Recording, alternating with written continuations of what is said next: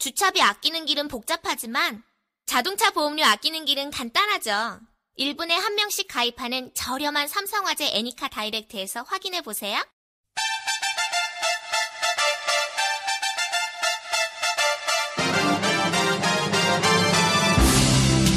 이철이의 이쑤시개.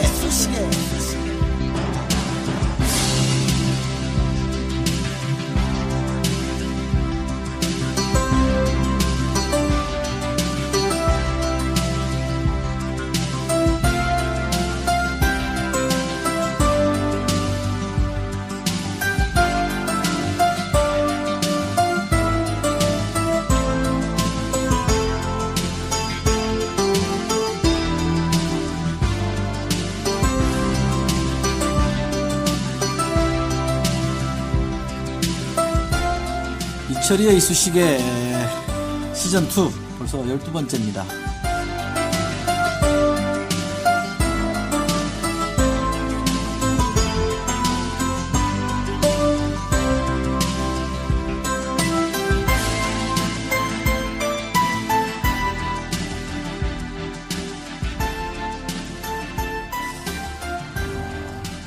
김윤철 박사님, 경희대 김윤철 박사님 나오셨고요. 건강은 괜찮으시죠? 네. 매주 건강을 물어보는 게 인사말이 됐어요? 젊은 사람의 말이요? 예. 건강하겠습니다. 괜찮죠? 예. 네. 우리 또 임경구 기자님. 예. 반갑습니다. 어제 술 또 나왔습니다. 표정인데. 오늘 또 먹으러요? 사실 낮에도 조금 마셨습니다. 기자 직업이 진짜 술로서 버텨야 되는 직업인가 봐요. 요새 세상이 뭐 술 안 먹고서는 참 힘들죠. 아, 그래서 먹는 거예요? 네. 아니야. 아닌가요? 인국장 좋아서 먹는 거야, 그냥. 세상이 저를 술을 사랑하게 만드는 이 좋아서 세상이라. 먹고, 싫어도 먹고, 그죠? 예. 네. 오늘은 특별히, 성공회대 교수로 계시고요. 지금도 현직이신지 모르겠는데, 민주당 혁신위원회 위원장을 맡아서 활동하신 분입니다. 정혜구 교수님 모셨습니다. 어서 오십시오. 네, 반갑습니다. 예, 반갑습니다. 반갑습니다. 저는 학계에 아직 이론이 못 들어갔습니다. 박사가 아니어서. 학계의 평가를 들어보면 우리 정혜구 박사님은 싫어하는 분이 한 분도 없는 것 같아요. 너무 점잖으시죠. 그러니까 너무 점잖고. 예, 젠틀하시고. 띵이 없어서 그렇죠. 성품이 예, 훌륭하시고요. 예. 제가 대학원 다닐 때 뵀을 때는 빨치산 분위기가 좀 났어요. 좀 가면을 쓰고 암약중이신 건가요? 그러면? 아니, 그때는 이렇게 좀 원체 이제 수수하게 이렇게 차려입고 다니고 그러면 그때 그 대학원에 빨치산 삘이 나는 사람이 3분인가 있었어요. 그분 중에 한 분이셨습니다. 어쨌든 오늘 그 민주당 혁신이나 또 지난번에 또 우리 교수님 낸 책도 있고 해서 그 책을 중심으로 또 박 대통령의 어떤 지금 정치 통치도 좀 짚어보겠습니다. 우선 지난 시간에 민주당의 정대철 상임고문 모셔서 얘기를 들었는데요. 저는 개인적으로 아주 재밌게 들었었는데 우리 청취자분들은 호불호가 좀 분명했던 것 같아요. 재밌게 들었다는 분이 있는 반면에 또 민주당 사람들의 일종의 민주화 무용담 이런 거 좀 역겹다 이렇게 좀 반응하신 분도 있고요. 이런 이제 무용담을 늘어놓는 게 사실은 민주당 몰락의 원인이지 않느냐라고 아주 냉철한 비판까지도 해주셨습니다. 무용하다 이거죠, 무용담이. 그렇죠. 네. 오늘 초반부터 실력 발휘가 나옵니다. 저희는 사실은 어떤 의견을 이렇게 강요하거나 좀 그럴 뜻은 전혀 없고요.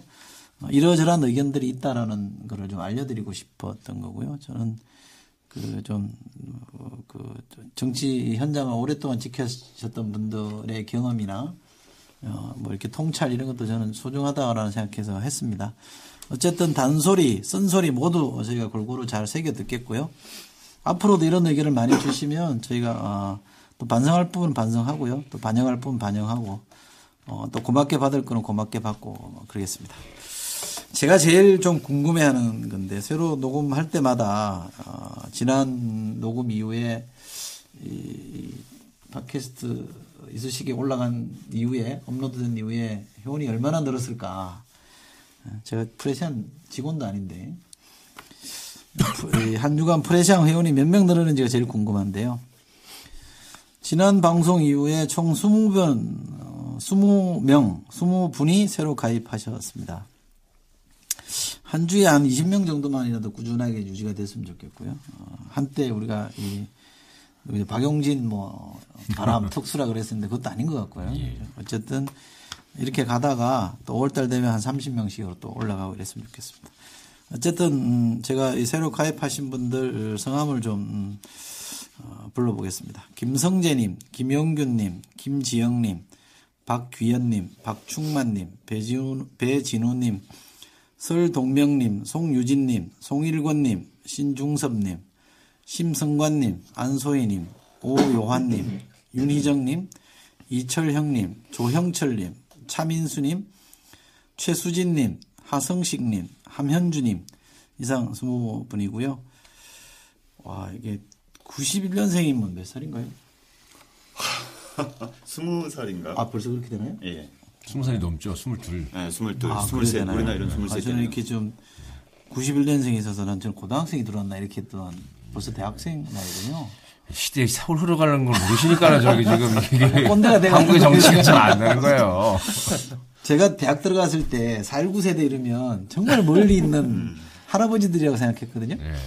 그때 제가 지금 대학생들이 저를 보면 제가 91년 5월 투쟁 때 딱 또 또 학생운동 근데 그때 그러니까 지금 대학생들이 저를 볼 때 이제 제가 대학생 4.19 세대 보는 듯한 그렇죠. 지금 그런 걸 꼰대가 거니까. 돼 있는 거예요. 예. 그래서 참 이 세월이 너무 빨리 간다네. 저희들 옛날 얘기하면 학생들이 무용담 듣듯이 이렇게 들어요. 그래서 저희들이 얘기할 때 좀 잘 얘기를 해야 돼요. 근데 옛날에 왜 아버지들이 우리 어릴 때는 이런 얘기하면 되게 싫어했잖아. 근데 세대도 그런 게 좀 있는 것 같아. 그렇죠. 요새는 이제 사실 6.25랑 6.29를 구분하는 것도 참 글쎄. 잘 못한다고 하더라고요. 네. 폄하하자는 건 아니지만. 우리 가입해 주신 분들 참 고맙고요. 우리 91년생 고맙습니다. 프레시안 우리 편집국으로 이철이의 이쑤시개를 듣고 프레시안 가입하려 한다는 문의 전화가 심심치 않게 걸려온다고 합니다. 좀 반가운 일인데요. 프레시안 가입은 아주 간단합니다. 프레시안 제호가 보이시잖아요. 그 오른쪽 밑에 프레시안 후원하기라는 배너가 있습니다. 요걸 살짝만 클릭해 주시면 되거든요. 후원 신청을 좀 해주시는 거니까 좀 많이 눌러서 프레시안을 좀 키워주시기 바랍니다. 4월부터 특별한 이벤트가 하나 있다고 그러는데 우리 임경구 기자이자 전 국장이 좀 설명을 해 주시죠. 예. 이벤트는 아니고, 그러니까 4월 1일부터 언론계에 폭탄이 하나 떨어졌어요. 그게 이제 네이버가 이제 주로 이제 뉴스를 포털을 통해서 많이들 보실 텐데, 네이버가 뉴스 정책을 좀 바꿨습니다. 서비스 정책을 바꿔서 예전에는 이제 좀 직접 노출이 되게 됐었는데, 이제는 언론사를 선택해서 보게 돼 있어요. 근데 지금 거기에 가입된 매체가 52개입니다. 근데 네이버의 정책에서 눈에 띄는 거는 이 중에서 이제 마이뉴스, 그러니까 자기가 선택한 언론사에 얼마큼 많이 선택을 했느냐에 따라서 퇴출을 할 수도 있답니다. 그래서 그런 정책을 좀 펴서 지금 언론사한테는 또 다른 생존 경쟁이 좀 위기로 좀 진행이 되고 있어요. 그래서 클릭수가 떨어지는 거는 기본이고, 그래서 저희 같은 프레시안 같은 좀 작은 매체들한테는 확실히 생존의 위협으로까지 다가오는 게 사실이고요. 그래서 부탁드리고 싶은 거는 독자분들께서 프레시안을 마이뉴스로 설정을 하시고 해주시면 저희는 참 도움이 될 것 같아서 그냥 이제 맨입으로 하기에는 좀 그러니까 마이뉴스를 설정하시고 그거를 사진을 간단하게 찍어서 인증샷을 저희에게 보내주시면 지율스님이 만든 4대강 다큐멘터리가 있어요. 모래가 흐르는 강이라는 다큐멘터리에 표를 보내드리겠습니다. 조한혜정 교수인가요? 연세대 예. 칼럼에 인용됐던 그 다큐멘터리. 예, 맞습니다. 굉장히 잘 됐다고 하는데. 예. 예. 저도 아직 보지는 못했습니다만 소문이 괜찮은 거고 이제 지율스님이 굉장히 좀 진지하신 분이고 진지하게 만드시는 거라서 꼭 한번 권해드리고 싶습니다. 그래서 인증샷은 7일까지 event@presian.com으로 보내주시면 감사하겠습니다. 그 홈페이지 가면 또 이런 게 안내가 돼 있죠? 돼 있습니다. 네, 좀 많이 좀 참여해 주시고요.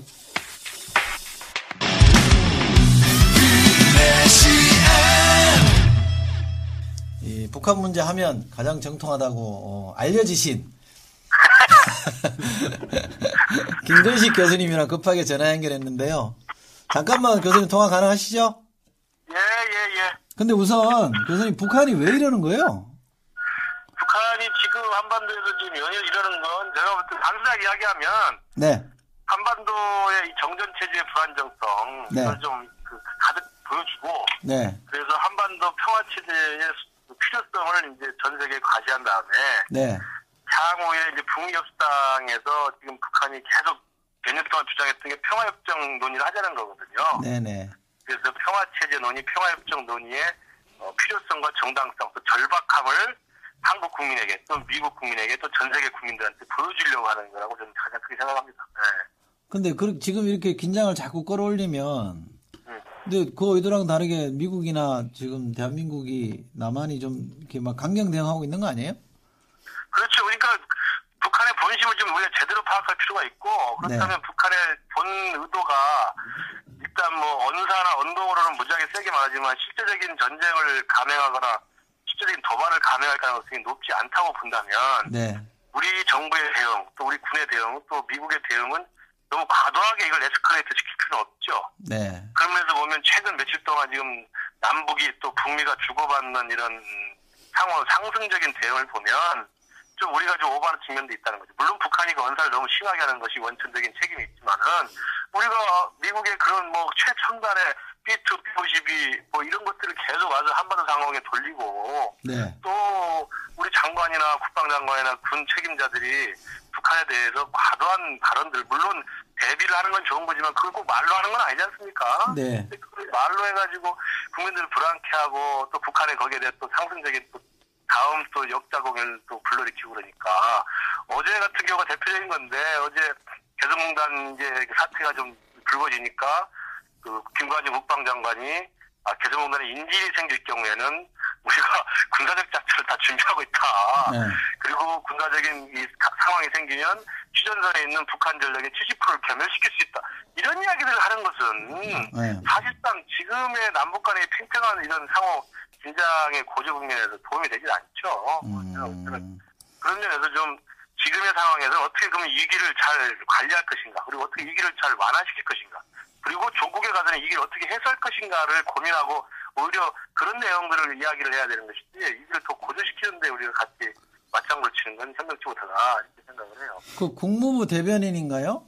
미국에? 네. 네. 그 논평인가 뭐 이렇게 보니까 논평이 아니라 기자들하고 일문일답 하는데 얘기를 들어보니까 B2 폭격기나 이렇게 막 무력 시위를 하고 있는 게 북한에 대해서도 경고 의미가 있지만 대한민국 맞아요, 내에서도 맞아요. 강경파를 진정시키기 위한 의도가 있다. 그렇죠. 근데 실제 이쪽에 지금 강경파들이 뭐 일단 한때 뭐 핵무장도 얘기하고 그랬었는데 뭐 세게 뭐 한번 해보자는 거예요? 이 사람들이? 그러니까 이제 그게 이제 국무부 대변인이 아니고 그저께 백악관 대변인이 직접 한 이야기인데. 백악관이에요? 예. 예. 그러니까 이제 제가 전문가인 거죠.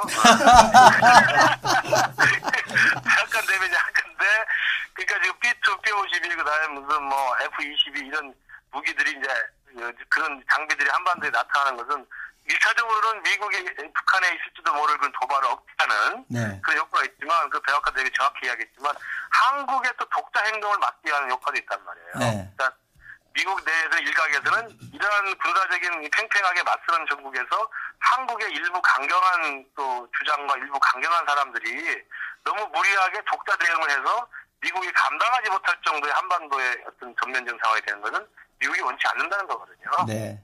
그런 걸 우리가 보면 지금 상황에서 우리가 조금 더 긴장이 고조되는 것에 대응할 건 대응하더라도 여기에 우리 맞장구를 찍어 우리가 더 이것을 에스컬레이트 시키는 이런 짓을 할 필요가 없다. 네. 우리가 현명하게 우리가 튼튼한 대비를 하면 되는 것이고 그리고 튼튼한 대비와 함께 더불어 나머지 절반의 해법은 그래서 평화를 준비하고 평화를 어떻게 만들어갈 것인가를 고민을 해내야 되는 것이지 군사적 차원의 대응만 가지고 모든 게 다 해결되는 것처럼 하는 것은 제가 볼 때는 좀 모자란 게 아닐까. 그럼요, 교수님. 박 예. 대통령이나 통일부 장관은 메시지 관리를 잘 하고 있나요? 어떻게 수위 조절이 잘 지금 되나요? 그렇습니다. 예, 그러니까 어떤 면에서는 지금 박 대통령의 이야기는 그렇게 크게 제가 볼 때는 위험한 수준은 아니라고 봅니다. 네. 군에 가서는 당연히 군 책임자들한테는 뭐 초진에 응징하라, 또 네. 도발이 있으면 단호하게 대응하라는 이야기를 할 수도 있는 것이죠. 네. 그러나 또 통일부 업무 보고를 받거나 한반도 실력 프로세스를 언급하는 대목에 와서는 지금도 이런 남북의 긴박한 상황임에도 불구하고 박 대통령은 여전히 남북관계, 남북대화, 또 대북 지원 이런 것들의 가능성을 열어놓고 있단 말이죠. 네. 그다음에 6.17 통일부 장관도 지금껏 제가 메시지 관리를 한 걸 보면 그런 대로 통일부로서 북한을 관리하려고 북한과 향후에 관계 개선을 할 수 있는 여지를 계속 고민하고 있는 흔적이 보입니다. 네. 그렇게 본다면 지금의 이런 좀 긴장 국면에서 그나마 청와대 대통령의 그 대북 기대 그거하고 통일부 장관의 어떤 남북관계에 대한 어떤 의지 이런 것들이 그나마 지금의 형국들 조금 수평을 트게 하겠는 게 아닌가 이런 생각이 들고요. 뭐 그나마 다행이네요.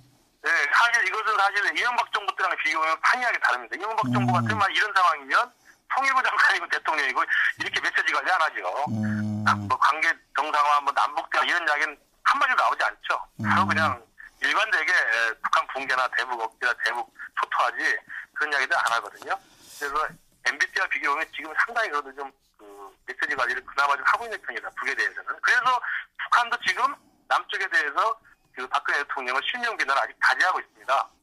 과거에 MB 정부 때 보면 그 초기에 첫 정부 출범한 첫 해 북한이 남쪽에 대해 비난을 시작했고 이명박 대통령을 이름을 비난한 게 4월 1일이었는데 네. 지금 같은 경우는 그것보다 훨씬 긴박한 상황이잖아요. 네. 지금은 훨씬 더 군사적 긴장이 높은 상황이고 밀족직반인데도 지금 박근혜 대통령에 대해서 실명 비난을 북한도 안 하고 있는 것도 북한도 그런 나름대로 그런 메시지 관리를 좀 하고 있는 게 아닌가. 그 이제 대통령이나 통일부 장관이 그럭저럭 이제 잘 대응하고 있다고 보면 예. 약간 우스갯소리로 누가 해도 MB보다는 잘하는 거네요.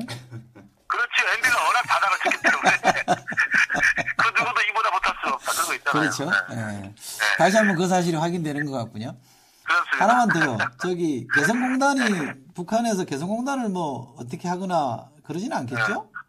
네, 그것도 마찬가지입니다. 개성공단에 대해서 마치 뭐 북한이 인지를 잡고 인지 발생했던 상황을 대비해서 무슨 엔테베 작전처럼 뭐 일부 종편이나 이런 데들은 무슨 707 특임대가 들어가는데 인민군 5개선까지 막고 있고 우리 전투기는 어떻게 들어가야 되고 헬기가 들어가야 되고 정말 있을 수 없는 일들 정말 살아가는 끔찍한 일들을 막 마치 쉽게 일어난 것처럼 컴퓨터 그래픽을 동원을 하더라고요. 네. 저게 위험한 짓이고 네. 북한의 입장은 개성공단이 자기들이 필요에 의한 것도 있지만 남쪽 기업에게 편의를 많이 주고 있다는 게 북한의 인식이에요. 네네. 그런데 우리나라 일부 언론이 지금의 이런 군사적 대측면에서 북한 애들이 저렇게 군사적 협박하면서도 개성공단은 돈이 필요하니까 이놈들이 못 받고 있다. 네. 그다음에 돈줄이다. 김정일한테 돈줄이 필요하기 때문에 못 받는다. 이렇게 비아냥거리는 보도가 있었죠. 네. 그러니까 바로 북한이 개성공단에 치고 나오면서 개성공단의 출경 조치를 막은 겁니다. 그건 뭐냐면 너희들이 이렇게 무시하고 우리의 자존심을 훼손한다면 너희들 힘들어 봐라 이런 거거든요. 네네.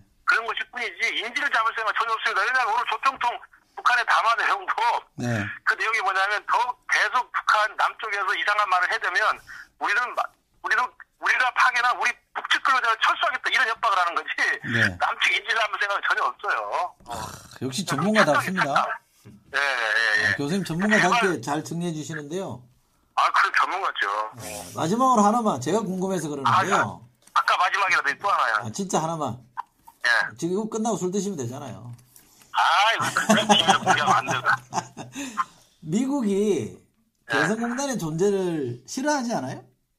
아닙니다. 아니에요? 미국의 물론 보수파나 미국의 일부 이제 강경 세력들은 개성공단을 통해서 지금 대북 제재 국면인데 북에 이제 돈이 들어가는 걸 좀 싫어하는 눈치는 있죠. 네. 그러나 미국의 합리적인 사람들은 일반적인 사람들은 북한 땅에 다 깜깜한 암흑세상인데 개성공단에 그래도 우리 남한 공간에 불빛이 있다는 게 네. 미국으로서는 이게 북한을 변화시키고 네. 북한을 개혁 개방하는 중요한 교두보가 된다고 생각을 해요. 네. 그래서 실제로 미국 관리들이나 또 인사들 전문가들을 그 남북관계가 좋을 때 한국에 들렸을 때 개성에 데려가잖아요. 네. 굉장히 실감을 합니다. 이게 남북 통일에 이게 교두보가 되고 이것이 통일의 방식에 가장 올바르게 이게 공감을 많이 합니다. 그래서 미국도 개성공단에서는 그런 긍정적인 면을 잘 알고 있습니다. 네. 근데 이제 당분간 바빠지시겠어요? 북한 문제가 저렇게 계속 위기 국면으로 가면. 네. 이제는 정치평론가들 별로 안 부르고 안보 전문가들 부르더군데요. 그럴 때일수록 잘못된 방향이 있으면 제가 좀 따끔하게 기회가 되면 이야기를 하고 그러겠습니다. 네. 다음에 또 마실 거 마시고 해야죠. 네. 오늘 급하게 연결했는데 고맙고요. 예. 따로 술 한잔 사겠습니다. 그 말씀 꼭 지켜주세요. 네, 들어가세요. 네, 감사합니다. 네.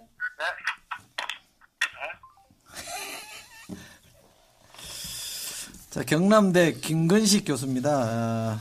그 방송이나 이런 데서 나와서 남북 관계나 대북 문제를 잘 설명해 주시고 오늘도 명쾌하게 잘 설명하셨죠. 기조는 지난번에 김종대 편집장이랑 같은 맥락인 것 같아요. 그죠? 그러니까 핵이나 이런 거 비핵화를 조건해주면 경제 문제 풀어주겠다. 이 방식은 지금 안 통한다는 거 아니에요, 그죠? 경제 트랙이 하나 있고 안보 트랙이 따로 있다는 거. 저쪽은 지금 안보 문제 때문에 저런다는 얘기인 것 같아요. 근데 아까 김관진 장관도 얘기했는데 갑자기 그 말이 생각나네요. 어떤 분이 말씀했는지 아마 김박은 아실 것 같은데 좋은 전쟁, 나쁜 평화는 없다 이런 말을 누가 했다 그러죠. 저는 그 말이 좀 생각나는 요즘이지 않은가 싶습니다.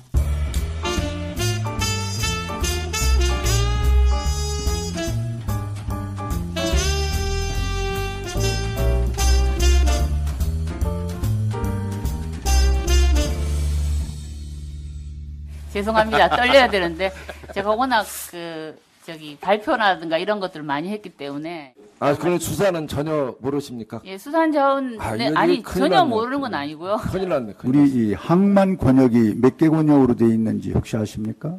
항만 권역이요? 저 권역까지. 그걸 적당히 얼버무리고 웃음으로 넘어가면은 몇 번이나 사용하셨나요? 2번 정도 했던 것 같습니다. 2번 사용하셨다면은 마지막까지 사용하시지 그러셨어요? 면장도 알아야 한다고 그러잖아요. 알지 못하면 그 통찰이 나올 수가 없습니다.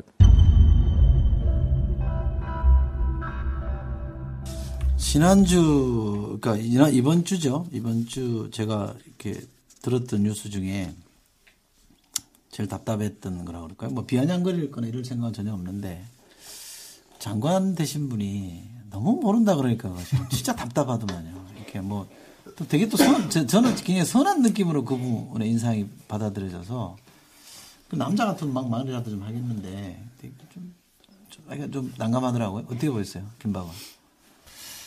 모르겠습니다. 안 봤어요? 아, 모르겠다? 네. 당했어. 어떤 얘기를 지금 하고 계신가요? 네? 장관이라는. 저 해수부 장관 김영자. 예. 근데 나는 그거 참나. 그 양반은 모른다고 치고 그 양반이 고백한 거에 의하면 자기는 잘 모르니까 적임이 아니다. 이렇게 얘기했대잖아요.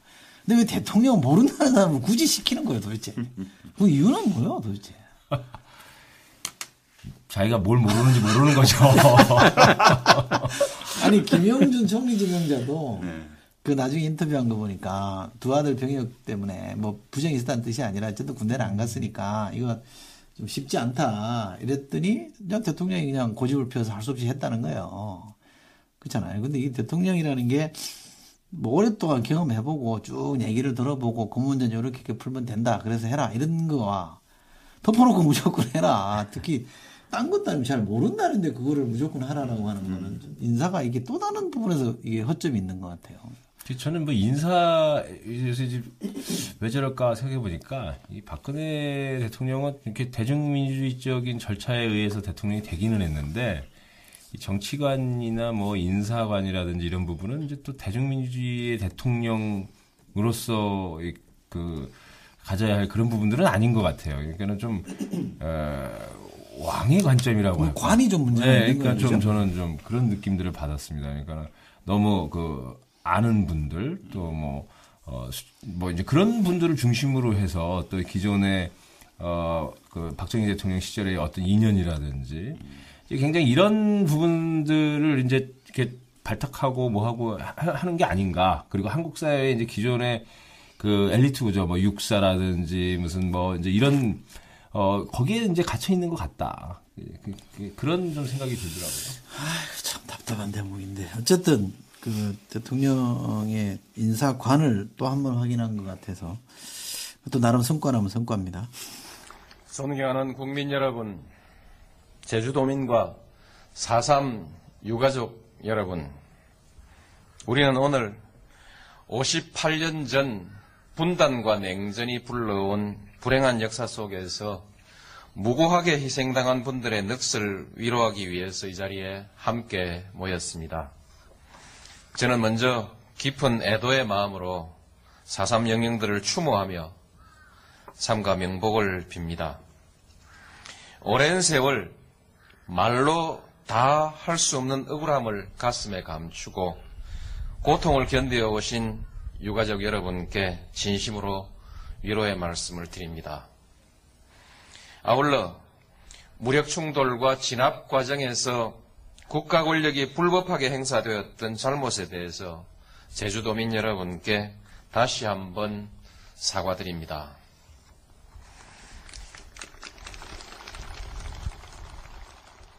이것도 어제였나요? 지금 참 뭐 얼마 전에 남재준 국정원장이 뭐 또 4.3 항쟁은 북한 지령에 의해서 일어난 거다라고 그래가지고 뭐 한 2008년에서 12년까지 쭉 저 ROTC들 있지 않습니까? 그 대상으로 한 강연을 계속 또 잠깐만요. 교수님 혹시 그런 증거가 있나요? 뭐 근거를 갖고 얘기하는 거예요? 제가 원래 이제 아까 그 한국 현대사 가지고 공부를 시작했어요. 그래서 아까 빨치산처럼 보였다. 그 말씀도 하셨는데 제가 그때 이제 그걸 공부를 하고 있었어요. 그런데 이제 제주 4.3은 북한의 지령이 아니고 그 당시 남한에 이제 좌파들이 많았죠. 좌파들이 많고 자생적인 좌파. 네, 자생적인. 그래서 요게 이제 남로당의 중앙도 아니고 제주도당이 거기서 그냥 봉기를 한 거예요. 그렇기 때문에 북한의 지령하고 전혀 관계없이 이것은 그냥 그쪽에서 굉장히 억압이 심했고 거기서 분노해가지고 봉기를 한 거거든요. 그렇기 때문에 그런 부분은 상당 부분 연구가 되어 있습니다. 연구가 되어 있기 때문에 적어도 뭐 책임있는 얘기를 하시는 분들은 그런 연구 성과를 좀 반영을 해서 정확하게 얘기를 해야 되는데 뭐 북한의 지령에 의해서 우리 항상 듣던 얘기 있지 않습니까? 그런 얘기를 좀 하고 있는 것 같아요. 그래서 뭐 2003년도 고건 이제 국무총리 위원장이었었던 이제 그 진상규명회가 있었었는데 그때 이제 이미 공식적인 정의가 뭐냐면 47년 경찰의 발포 사건을 계기로 해서 일어난 이제 사건입니다. 그러니까는 거기에 이제 또 단선 단정을 반대로 기치를 했던 이제 남로당 제주도당 무장대 여기가 이제 좀 주도를 한 거죠. 조직화된 세력이었고 또 그랬으니까. 그래서 이런 이제 역사적인 평가 부분도 국정원장이라든지 이런 또 군도 좀 그런 부분에 대해서는 이제 좀 수용하고 하는 것이 좀 맞다 그렇게 보여집니다. 대통령께서는 4.3 유령제 안 갔죠? 안 갔습니다. 총리가 갔습니다. 역대 대통령들이 다 안 갔나요? 그렇습니다. 한 번도 저 노무현 대통령이 한 번도 한번 갔었죠. 그래서 그때 공식적으로 처음으로 사과를 했죠. 사과를 하셨죠.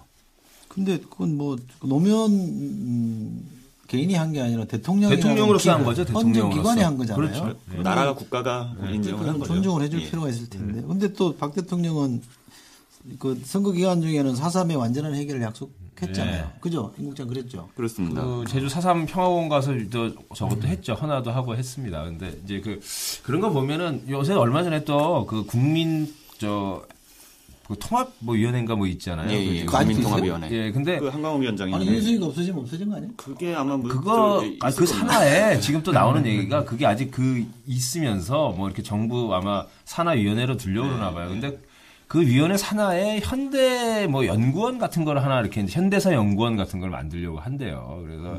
그래서 이제 이것이 또 지금 이런 4.3과 관련되어 있는 행보 때문에 이게 또 뉴라이트 역사관 유포나 이런 걸 하려고 현대사 연구원을 만드는 게 아니냐라는 또 이제 여러 의구심들이 나오고 있거든요. 그래서 저는 이제 그런 부분들을 고려했을 때 이게 국민 통합이라는 이름으로 현대사 연구원을 짓겠다는 건데 좀 그러면은 좀 그거에 걸맞는 좀 그간의 과거사 청산의 성과라든지 이런 부분들 좀 수용하는 태도를 보이고 박 대통령 좀 이제 요새 이렇게 보면 제 생각나는 건 좀 대통령 선거 때처럼만 해라라는 생각이 좀 듭니다. 그래서 좀 그런 선거 때처럼 하라면 대통령 안 하지.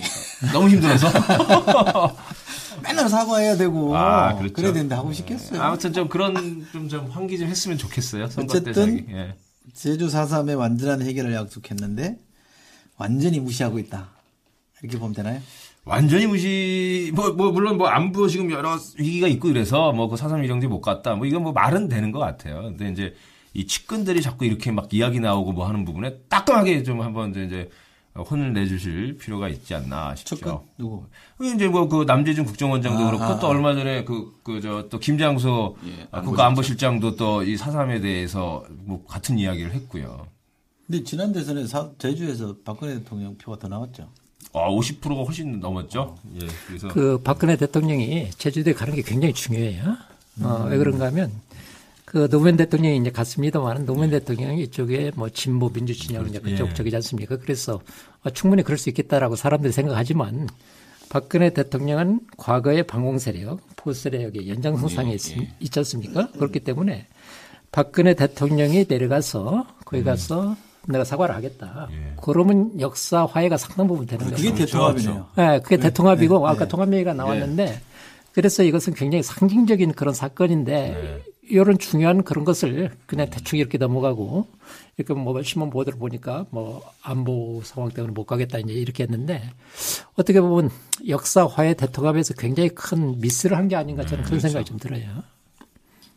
중요한 지적을 잘 해주신 것 같고 좀 박 대통령이 내년에는 좀 가서 진짜 좀 대통합을 좀 했으면 좋겠고요. 오늘 국회에서 열린 최문기 미래창조과학부 장관 후보자 인사청문회. 야당 의원들은 창조 경제의 의미나 실현 방안에 대해 제대로 설명하지 못하는 최 후보자를 질타했습니다. 창조 경제를 한마디로 정의한 건 뭔가요? 추격형 경제를 면모를 봐야 됩니까? 미래창조과학부 장관이? 선도형 경제라고 말씀드리겠습니다. 추격형 경제를 선도형 경제를 바꾸는 거다. 저는 그 같은 답변이 참으로 공허하다. 허공에다 대고 때리는 공허한 답변이다. 이렇게 볼 수밖에 없어요. 달리기에서 1등을 하려면 어떻게 해야 되느냐라고 물었더니 1등으로 달리면 된다라는 얘기하고 똑같은 얘기라고 생각합니다. 최 후보자는 임명 당시 창조경제 개념에 대해 들었냐는 질의에 대해서도 구체적인 답변을 피했습니다. 창조경제에 대한 최소한의 개념적인 알 수 있어야 될 거 아닙니까? 자, 누구한테 뭐라고 들었습니까? 그럼 내정 단계에서. 들은 적 없죠? 들은 적 있습니다. 누구한테요? 실장님한테도 들었어요. 어느 실장한테요? 청와대 비서실장님한테. 뭐라고 말씀하시던가요? 좋아요. 창조경제에 대해서 지금 제가 말씀. 자, 다시 한번 요약해보세요. 비서실장 말을 그대로 코트로 옮겨보세요. 뭐라고 하시던가요? 또 하나 우리가 지난 그 며칠 동안 많이 들었던 말이 창조경제잖아요. 예. 너무 창조경제로 참 창조적으로 각자 해석을 잘해서. 그러니까 이제 그것도 뭐 아니시던 건 아니고 국민들이 좀 창조를 해봐라라고 하는 이제 그런 거예요? 국민들의 창조 의지를 믿고 시작한 게 아닌가 싶을 정도로. 아니 뭐 국민 공모를 하든지. 저 이제 돈을 걸고. 그러니까요. 어? 그럼 국민들이 자꾸 이렇게 보고서 잘 만들어 줄 텐데 말이에요. 예. 근데 뭔지 알아요? 취재 기자니까. 아니, 창조경제를 들을수록 저도 이제 헷갈립니다. 이제 몇 가지 이제 그 추상적으로 떠다니는 단어들이 막 이렇게 헷갈리는 뭐 IT, 뭐 정보 산업, 그리고 뭐 융합, 문화 융성 이런 것들이 한 줄로 깨어져서 어떻게 제2의 성장 동력으로 만들어질 수 있는지가 구체적으로 와닿질 않는다는 거죠. 이렇게 말만 가지고. 무슨 얘기가 있냐면 퓨전하겠다 그랬다가 컴퓨전이 됐다는 얘기가 있네요. 지치셨다 이거. 퓨전을 너무 세게 한 건가? 그렇죠. 제일 못한 거죠. 근데 창조 경제가 뭐 이스라엘의 뭐 그거에서 나온다는 거 아니에요? 모델이라고 하는 분들도 있는데 뭐 청와대에서는 그렇게는 뭐 보지는 않는 것 같고 뭐 원 주창자를 이제 김종인 박사라고 하시더라고요. 아니지. 김종인 박사는 창조 경제에 대해서 약간 비판적이잖아요. 작년에 이제 이걸 만들 때 창조 경제라는 개념을 만들 때 김종인 박사가 이거 다 설명을 해줬다. 근데 이제 와서 저거를 자꾸 뭐 IT나 정보산업 쪽으로 협의해서 오해를 해서 틀고 있다. 이런 식으로 비판적이신 거죠. 김종인 박사가 얘기한 창조경제론하고 지금 얘기하는 게 다르다. 예, 근데 그게 김종인 박사는 어떻게 주문하셨는지는 본인이 아직 근데 어떤 신문에 보니까 김종인 전 위원장은 그러니까 고용을 창출하려면 결국 제조업이 돌아가야 된다는 그렇죠. 생각을 갖고 계신 것 같아요. 그러니까 지금 저 청와대나 정부에서 말하는 창조경제론하고는 다른 거는 분명합니다. 오리진이 그긴지는 모르겠지만 어쨌든 분명히 다른 것 같고 저는 그냥 레토릭 수준으로 이렇게 썼으면 좋겠는데 이걸 마치 막 큰 국정의 큰 틀인 것처럼 이미 뭐 지금 뭐 관료들 공무원들은 뭐 지금 난리 났대. 녹색인지 빠지고 거기에 다 창조가 다 들어갔다는 실체도 없는 걸 뭐 공부하면 뭐 나오나? 아니 뭐 공부? 창조해야죠. 창조. 공부를 하면 뭐가 나오나요? 공부요? 텍스트가 없는데? 그러니까 이게 차라리 발상 확 뒤집어가지고 어떤 특정 분야 산업 전략 산업을 만든다 이런 걸로 하지 말고 차라리 국민들의 어떤 그 경제 활력 찾기 에너지 같은 거를 하는. 그래서 아까 뭐 농담처럼 이야기하셨지만 그런 공모 이런 부분 좀 그런 부분의 한 측면으로 만들고 또 이제 그 경제 정책은 경제 정책대로 좀 별도로 좀 그 정부의 경제 정책답게 하는 게 맞지 않느냐. 너무 추상적인 말 이런 걸로 하지 말고 뭐 그런 생각입니다. 혼선이 이런 데서 오는 것 같아요. 우리가 이제 창조, 미래 이렇게 보면 굉장히 추상적이고 그것은 우리가 지향해야 될 어떤 방향 같은 거지 않습니까? 좀 정신적인 거고. 그런데 이제 정부의 정책으로서 뭐 얘기를 하면 굉장히 구체적이어야 돼요. 그렇죠. 그런데 굉장히 어떻게 보면 이렇게 방향이라든지 추상적인 것과 구체적인 게 섞여 있어가지고 그러니까 설명을 못하는 것 같고 그런 문제에 있어가지고 이게 어떻게 보면 박근혜 대통령의 경제정책도 굉장히 중요한 거지 않습니까? 네. 어떻게 보면 박근혜 노믹스 같은 뭐 이제 그런 것인데 핵심이죠. 예, 굉장히 핵심이라고 볼 수가 있는데 이런 처음부터 이런 개념의 혼란 그다음에 내용의 어떤 모호함 이런 게 있으면 이게 상당히 이건 뭐 국민들이 그냥 이걸 비판하기 위해서 그런 것이 아니고 본인이 대통령 본인이 정책을 추진하는 데 있어가지고 많은 혼선을 가져올 가능성이 있기 때문에 이 문제는 오히려 정부 쪽에서 굉장히 좀 자세히 좀 생각을 해봤으면 좋겠어요. 지금 그 말씀처럼 창조경제를 전담할 부처의 장관들이 또 영 많이 올시다 아니에요? 그 미국 가버린 그 김정은 얼마 전에 또 이상한 또 코미디를 또 했어요. 코미디 미안해 뭐 이런 거. 글 써가지고 오히려 저 욕 먹었죠 미국 언론들로부터. 자신의 미국에 대한 뭐 애정은 딥 앤 스트롱이더만 딥 앤 스트롱. 참 근데 이런 사람을 마치 무슨 창조경제 핵심이냐. 또 이번에 새로 그 저기 최문기 된 사람도 좀 안 맞는 것 같은데. 역설적으로 우리 박근혜 대통령이 지금 창조력을 보여주고 있는 거예요, 사실은. 아주 창조적으로 굉장히 창조적인 발상을 하고 있는 거죠. 아무도 못 따라갈 정도로. 하여간 인상의 독창성은 뛰어나신 분 같아요. 그건 분명한 것 같고. 어쨌든 창조경제론이 뭐 제 생각은 해법은 이건 것 같아요. 이걸 이론화해서 새로 내용 채우는 건 내가 불가능한 것 같고 당분간은. 그렇다면 좀 이렇게 톤다운 시켜서 그냥 이렇게 국정의 큰 틀이라고 보지 말고 좀 이렇게 그냥 하나의 레토릭 정도로 이렇게 떨어뜨려 놓고 가야 부담을 좀 덜 것 같은데 너무 과도하게 지금 무게 중심을 실어서 좀 걱정스러운 좀 대목이 있고요. 지난주 오늘까지 뭐 근래에 있었던 여러 가지 사안들 중에 좀 이렇게 시원하게 나오는 건 별로 없고 답답한 것들만 좀 나와서 저도 사실은 평론하는 입장입니다만 대선 끝나고 나서 여러 사람들이 물어보더라고요. 박근혜 대통령이 잘할 것 같냐. 그래서 저는 어느 정도는 할 것 같다고 대답했던 사람의 입장으로서 참 뭘 몰라서 너무 모른다. 이 전망을 내가 이렇게 못했을까 싶은 생각이 드는데. 저는 잘하지도 못하지도 않을 거라고 그냥 그렇게 봤습니다만 지금 뭐 또 너무 나라가 망할 정도로 못한다 뭐 이런 건 또 좀 그런 평가는 무리한 것 같고 그런 것 같고. 아니 나라 망하는 게 어느 날 갑자기 쫄딱 망하고 이런 형태로 망하는 게 아니에요. 그렇죠. 이러고 몇 년 지난 뒤에 보면 거들나 있는 거예요. 혼선이 와 있는 거잖아요. 그건 나는 상당히 좀 우려스러운 대목이 있게 빨리 좀 이렇게 제자리를 잡았으면 좋겠다는 생각이 들고요.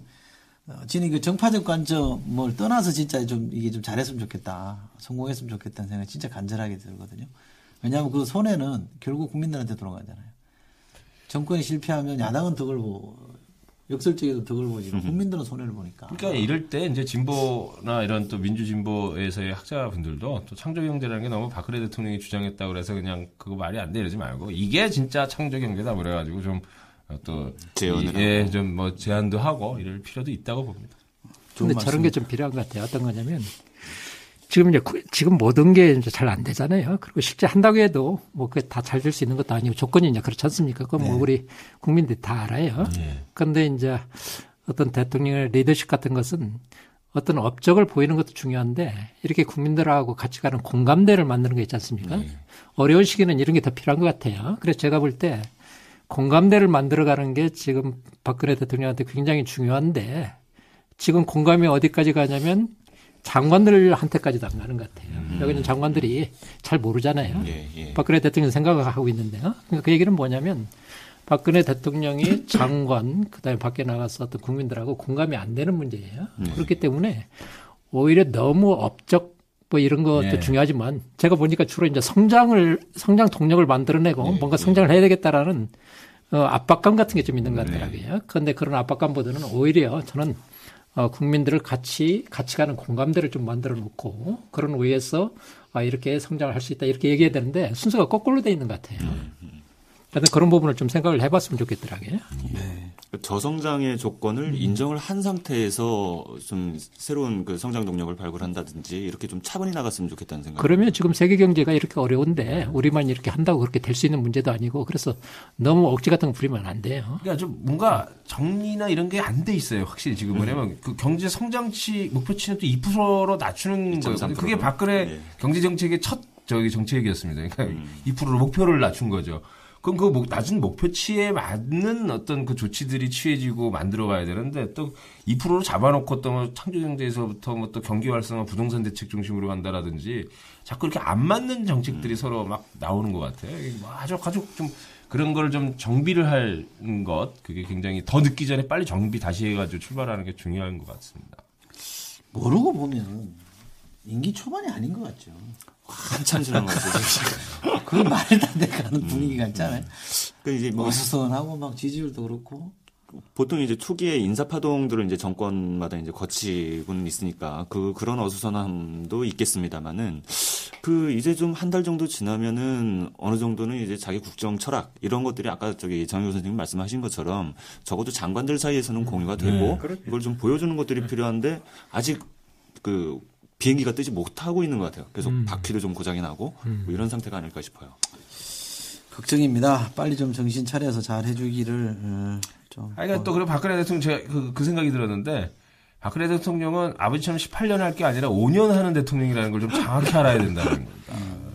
그러니까 본인은 5년 하지만 느끼는 국민들은 18년일 수도 있어요. 아니 뭐 그럴 수도 있죠. 우리 뭐 그간 지금 계속 그런 경험하고 있는 겁니다. 지난 5년에 한 20년 좀 그 전에도 그랬어요 사실. 끝나고 그런 부분을 전반전 끝난 거였습니다. 그러니까 목표도 좀 분명해야 되고 또 그 부족한 부분 이전 정부에서 뭐가 부족했는지 그걸 또 메꿔주고 보완해주는 이렇게 가야지 그냥 너무 창조적으로 가려고 그러면 안 된다 이런 생각이. 진짜 저는 진심으로 여기 계신 분들 다 똑같이 진심으로 박근혜 대통령이 잘해서 좀이라도 나은 삶이 만들어졌으면 좋겠습니다.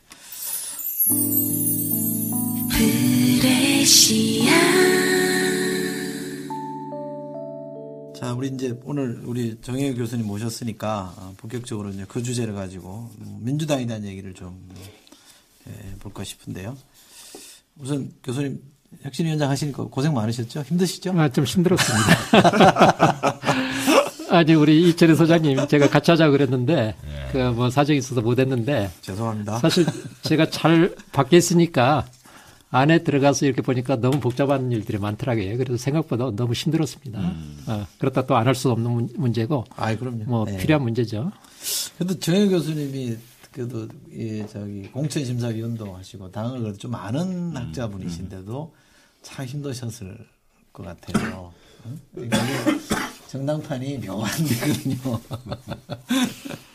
혁신이라는 그 말 자체가 왜 힘든 거 아니에요, 지금? 힘들죠. 힘들고. 제가 이제 그 에피소드 같이 얘기하면 2010년 10월 3일 날 전당대회를 통해서 손학규 대표 제대가 출범했거든요.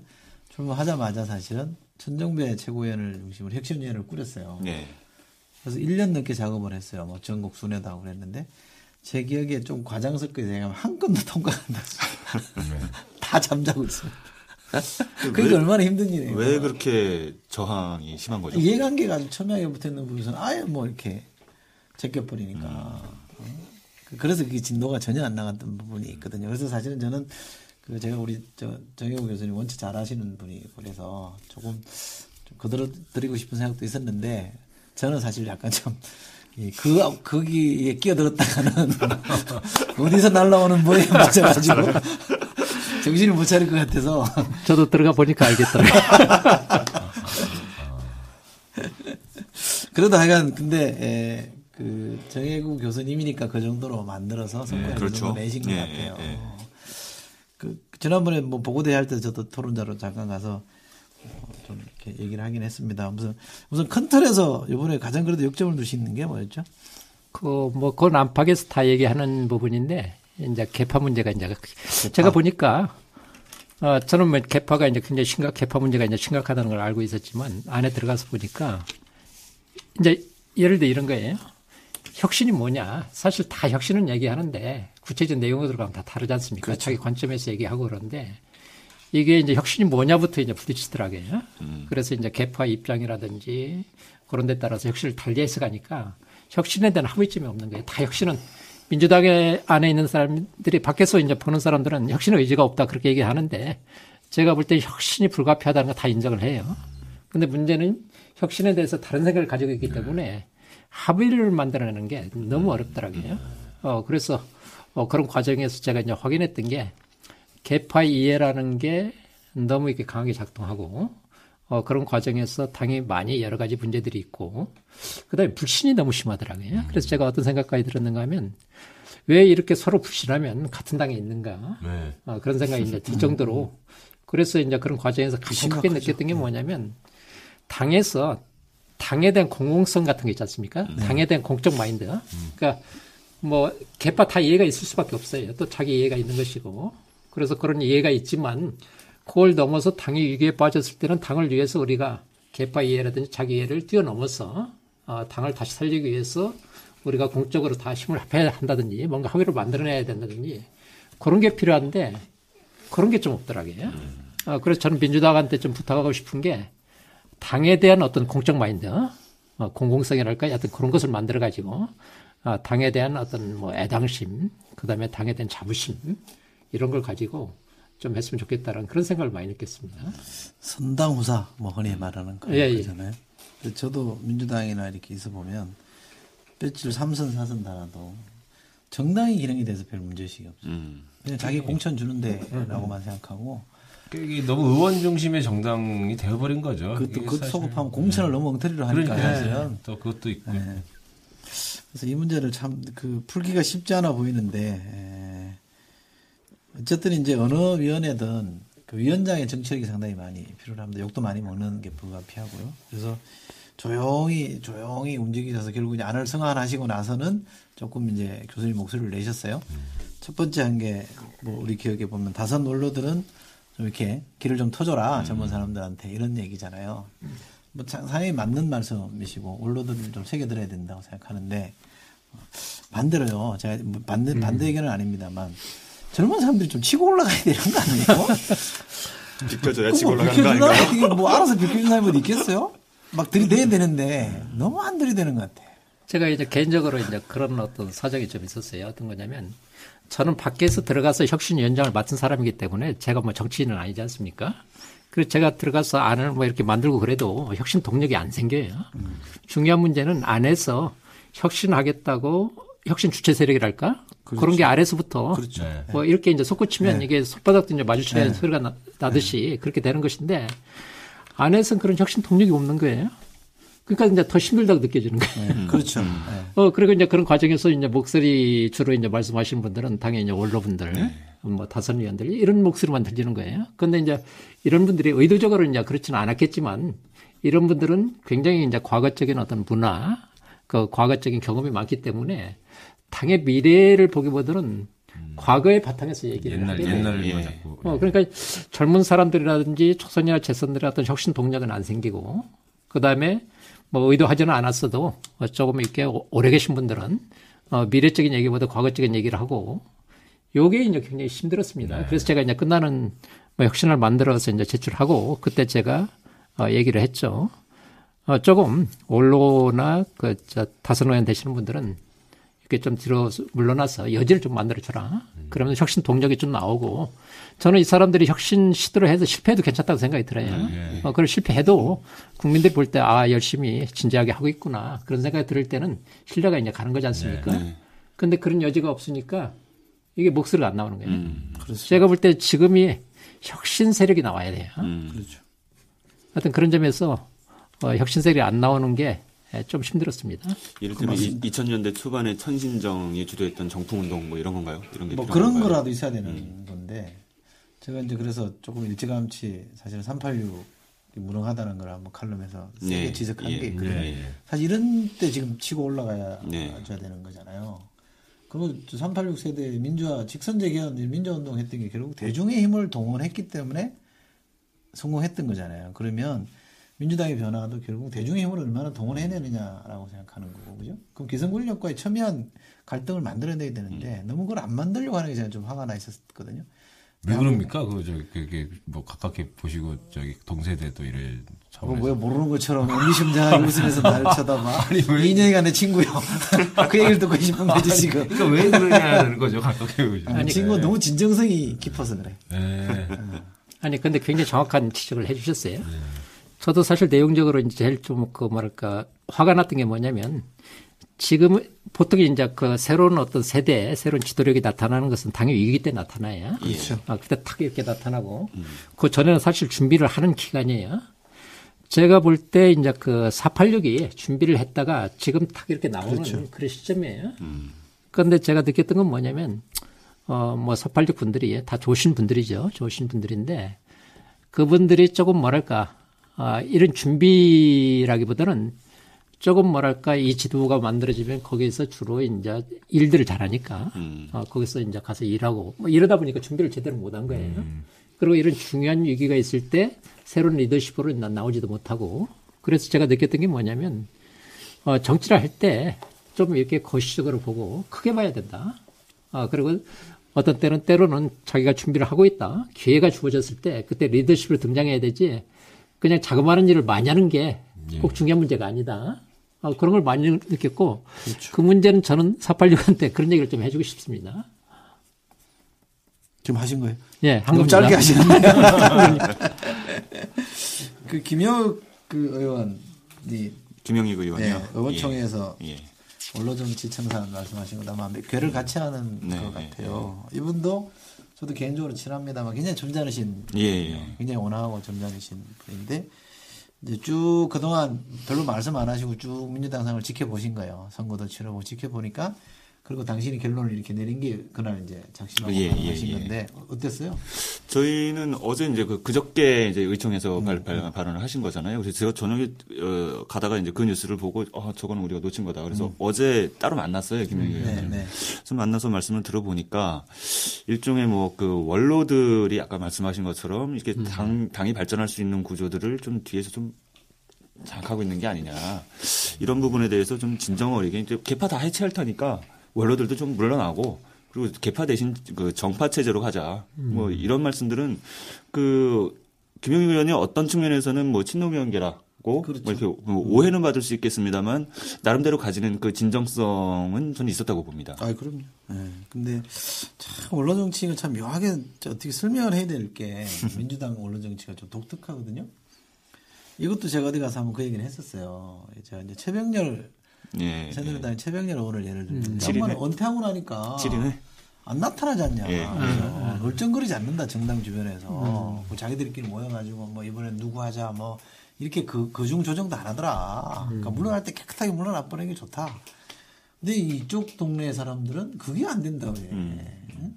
사실은 뭐 일반인들은 잘 모르지만 민주당 가보면 그 어르신들이 있거든요. 그 이분들이 사실 이렇게 당론이라 그럴까 공론을 주도하시는 분들이 있어요. 그래서 어제 뭐 구인회라는 얘기가 그래서 나온 것 같아요. 이제 뭐 그 명칭도 붙었어요? 그 명칭이 있더라고요. 저 어제 이제 처음 이제 뭐 취재를 하다 보니까 구인회라는 것까지 이제 제가 들어간 근데 이제 원로 그룹을 뭐 구인회라고 하는데 서울에 구인회 교수 있는데. 그분을 욕되게 하는 거예요. 9명배.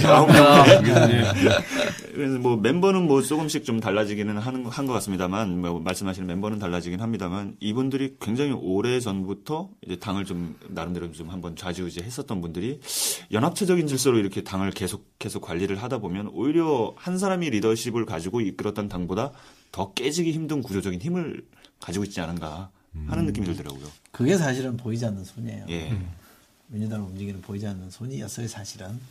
지금도 사실은 실체가 있었던 거기 때문에. 근데 이게 저는 좀 이게 지금 이렇게 잠깐 위험한 발언이긴 합니다만 이분들이 MB 때도 사실은 이 개헌 문제 가지고 약간 좀 뭔가 다른 그림을 그려보려고 하는 시도들도 있었거든요. 굉장히 위험. 그때 손학규 대표가 당시에 아주 느닷없이 정색하고 개헌 안 된다고 못을 박은 적이 있어요. 그게 그런 과정이 좀 있었어요. 그러니까 언론분들이 약간 그런 그림을 좀 그려보려고 하니까 손 대표 이건 아니다라고 그냥 잘라버렸거든요. 근데 일반인들은 생뚱맞아 보이는 거예요.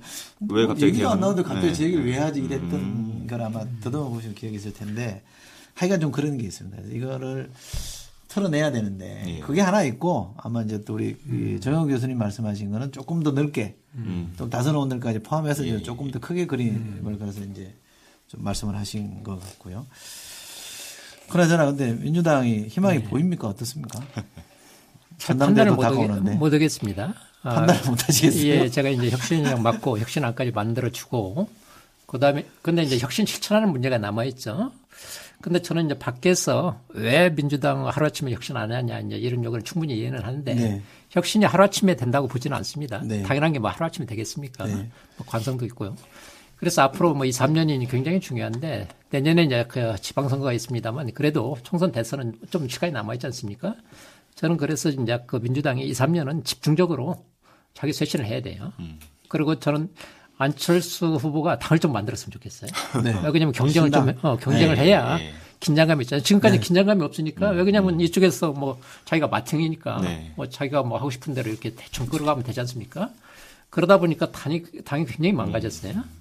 그래서 다시 살아나려면 제가 볼 때 2, 3년 동안 혁신을 하고 그다음에 안팎으로 혁신할 수밖에 없는 자극이 만들어지고 그러면 저는 국민들이 다시 신뢰를 줄지 모르겠어요.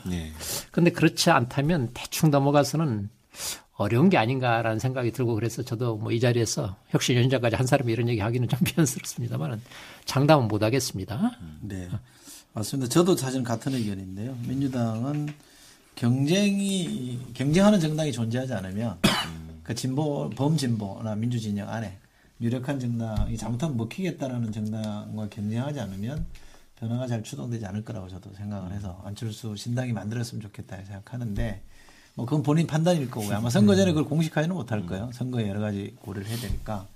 근데 제가 이제 기자들 통해서 최근에 민주당 분위기를 전해 들으니까 배지가 다는 건 이제 단다 이거예요. 안철수 후보가 들어오기만 해봐라 이러고 벼르고 있다며요? 그 뭐 들어오면 어떻게 하는 겁니까? 아니 이제 정치 사실 배지 달고 나면 사실은 좀 매일매일 뭔가 제한되니까. 자기 입장을 제시해야 되니까 쉬운 사항은 아니죠. 그리고 단기 필마잖아요. 그래도 이제 그렇죠. 역설적으로 존재감이 약해질 수도 있죠. 그렇죠. 네. 그러니까 저는 배지 다는 그 순간부터 사실은 안철수 후보는 고난이 시작되는 거다라고 생각하거든요. 저는 그 고난 없이는 더 큰 정치인으로 성장 못할 거기 때문에 불가피하게 겪어야 된다. 근데 그거를 미리 경험해본 이제 민주당 국회의원분들이 너도 한번 당해봐라 이렇게. 근데 생각을 하고 있다는 양쪽에서 거예요. 잘해야 돼요. 왜 그러냐면 서로 이제 양쪽에서 서로 이제 그래가지고 누가 이제 저한테 그런 얘기를 하더라고요. 민주당은 이렇게 귤을 집어넣으면 탱자가 돼서 나온다. 귤화 위지라고 그러죠.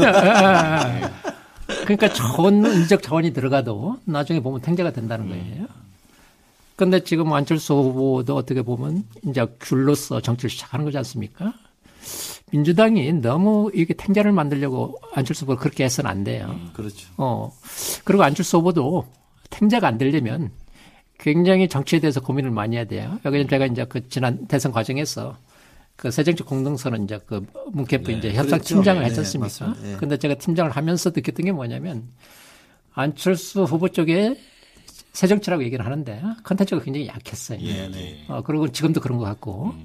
그래서 정치를 지금 시작하는 마당에 좋은 정치인이 되기 위해서는 정치적 내용을 갖춰야 되고 그게 민주당과 안철수가 이게 상호 부정적인 경쟁이 아니고 건설적인 경쟁을 좀 해야 돼요. 그렇게 해서 서로가 긴장 속에서 서로가 잘 될 수 있는 그래서 이제 그런 부분을 잘 이끌어갈 수 있는 어떤 걸 뭐라고 해야 되나요? 그걸 뭐 정치력으로 해야 되나? 그런 게 있어야 되는데 서로 죽이는 식으로 그렇게 하면 그렇죠. 그건 안 되죠. 같이 죽죠. 네.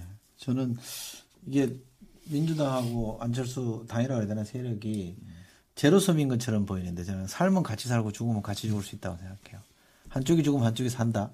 꼭 그렇게 될까라는 생각. 야권은 계속 그런 관계인 것 같아요. 그렇죠. 노무현 정부 때 그 진보 정당들하고서도 그렇고. 그렇죠. 그때도 그렇죠. 이게 뭐 계속 뭐 실제로 나타났지 않습니까? 역사 사실로 동반 상승했다가 동반 하락하고.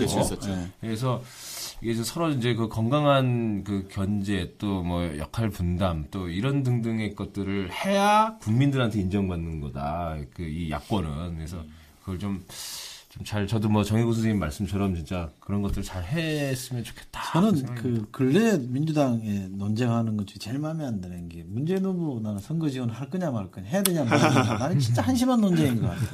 그것도 못하게 하는 이유는 뭐예요 도대체? 그러니까요.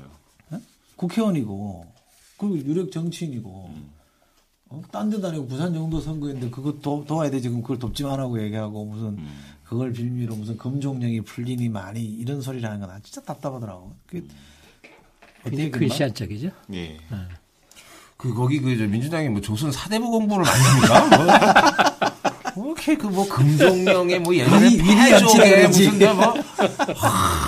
왜 조선 공부를 많이 하는지. 조선? 네, 조선 공부를 많이 하는 쓰는 언어도 맨 패족에 무슨 금종령에. 아니, 그러니까 나는 그렇게 이렇게 제가 어제 그제 무슨 다른 신문 칼럼에서 얘기했었는데 선거진 게 죄는 아니잖아요. 그렇죠. 그런 나름대로 이게 무슨 선악의 문제는 아니잖아. 보는 관점에 따라서는 선전을 했다고 볼 수도 있는. 그러니까 이게 나는 죄다 이렇게 보는 일은 아닌 것 같아요. 좀 부족한 건 부족한 대로 평가를 해야 되지만 마치 그걸 단죄하듯이 나오지 마라 이렇게 하는 건 좀 적절치 않은 것 같고 문 후보도 좀 담대하게 그냥 움직였으면 좋겠어요. 나는. 죄 지은 게 아니니까. 영도 가면 사실 힘든 선거예요. 어떻게 보면 야권도 후보가 둘이 나와가지고 지난 총선이나 대선 때 득표율이 안 나올지 몰라요. 합쳐도 지금 여론조사 보니까 둘이 합쳐도 안 되더라고. 그래도 그걸 포기하지 말고 열심히 하고 노력해야 조금 후퇴가 있더라도 그 다음에 이렇게 일부 진전이 있을 텐데 혹시 주변에서 문 의원 주변에서 그 가봤자 지지율 별로 안 나올 거니까 체면만 구긴다. 대미만 체면국이고 데미 좋으니까 할만 이렇게 얘기하는 사람이 있다 그러면 그건 진짜 나쁜 사람이에요. 역사라는 게 우리 옛날에 배웠지만 쭉 일직선으로 앞으로 가는 게 아니잖아요. 그렇죠. 진태가 있잖아요. 그러면서 크게 봐서 앞으로 가는 거라면 문 의원도 저는 그런 도전을 서슴지 않고 했으면 좋겠다는 생각이 있고요. 민주당도 그런 거 갖고 좀 논쟁 안 했으면 좋겠어요. 맞습니다. 그죠? 저는 혁신 관련해서 혁신이 이제 지금 하던데 좀 나이브한 얘기인지는 모르겠습니다만 그 127석이 작은 의석이 아니잖아요. 야당 역사에서. 크죠. 이 127석이 할 수 있는 입법의 힘. 그러니까 원내에서 실력을 전 보여줬으면 좋겠어요. 그게 혁신보다 어떤 혁신보다 그 내용 채우는 거고 이제 선배 항상 말씀하시는 민생 그게 아닐까 하는 생각이 좀 듭니다. 아니 국회의원들이나 정당은 사실 입법 경쟁에서 밀리면 안 돼요. 사실 밀릴 이유가 없잖아요. 그렇죠. 더 똑똑한 분들이시고. 다 똑똑하다니까. 아니 제가 보니까 이런 게 좀 있더라고요. 좀 주눅이 들어있더라고요. 그러니까 이제 대선 패배하고 그다음에 이제 많은 사람들이 기대가 이제 컸기 때문에 실망이 굉장히 컸지 않습니까? 그런 책임감을 이제 민주당 의원들도 느끼는 거예요. 그런데 비판이 너무 많으니까 주눅이 들어있어요. 그래서 제가 생각할 때는 한편으로 책임을 져야 되죠. 책임을 져야 되는데 다른 한편으로 그것을 책임을 지는 것은 그냥 아무것도 안 하는 게 책임지는 일이 아니지 않습니까? 오히려 의정 활동을 더 열심히 해가지고 그런 걸 통해서 책임을 지는 것이지 그냥 주눅이 들어있는 게 책임은 아닌 거예요. 그렇기 때문에 저는 의정 활동이라든지 그다음에 생활 현장이라든지 적극적으로 참석하고 그렇게 했으면 좋겠더라고요. 저는 이 주눅을 없애려면 좀 책임지는 사람이 있었습니다. 그러면 그 사람들이 책임지고 나가면 그 사람들 날개를 펴잖아요. 그러니까 난 좀 다선드리고 좀 책임질 사람들 이제 나 이제 그만합니다. 허물은 제가 안고 갈 테니 좀 새롭게 좀 이 사람들한테 좀 기운도 좀 주시고 이러세요. 하면 이게 또 줄 거 아니에요. 한 명도 책임진 사람이 없을 때. 좀 정기 같아 좀 했으면 좋겠어요. 김용익 의원 말씀하신 것처럼 그냥 국회의원으로 자기 역할을 퇴진하라 그러기는 또 그렇잖아요. 아니 임기는 채우고 가야지. 그러니까 그 다음에 안 나오겠다 이러면 되잖아. 또 대다수 할 만큼 하셨어 다들. 맞습니다. 물론 또 그 좋은 걸 누가 내려놓겠냐 이렇게 말할지는 모르지만 그게 아까 우리 정혁 교수님 말씀하신 이 정당에 대한 공복 마인드인 것 같아요. 결국 당이 살아야 되잖아요. 이게 한국 정치 이렇게 보면 DJYS 그 훌륭한 또 정치 지도자였던 분들이죠. 근데 이제 그분들의 역사 속에서 보면 야권에서 정치하는 분들은 이 버티면 이긴다 이런 생각을 하는 게 아닌가. 그래서 지난번에 왜 다선 원로 이 새 리더십에서 길을 좀 터져달라 이렇게 말씀하셨더니 언론에서는 대뜸 김한길을 겨냥한 거다 이렇게. 아니 겨냥한 저는 메시지가 있었어야 된다고 생각해요. 그런 함의는 충분히 해석의 여지가 저는 있다고 생각하는데 그렇게 좁게만 사실은 정파삼 하려고 그런 말씀 하신 건 아니거든요. 구조적인. 제가 특별한 이해관계가 있는 건 아니기 때문에 그런 생각은 없었는데 저는 이제 그때 김한길 의원이 그날 출마 선언하는지 몰랐어요. 그랬더니 얘기를 했더니 분위기가 좀 이상하더라고요. 좀 묘한 분위기가 묘하고 나중에 이제 집에 가서 이렇게 언론을 봤더니 전부 이제 그걸로 이제 헤드라인이 다른 거예요. 그래서 저도 좀 당황했습니다. 그런데 제가 뭐 악의를 가진 사람이 아니기 때문에 그런 건 아니었는데 좀 오해가 있었던 것 같습니다. 아니 근데 실제로 그 브로드하게 다선 원로들이 좀 길을 터줘야 된다라는 이 큰 메시지에 김한길 의원도 포함되는 건 사실이에요. 그렇죠.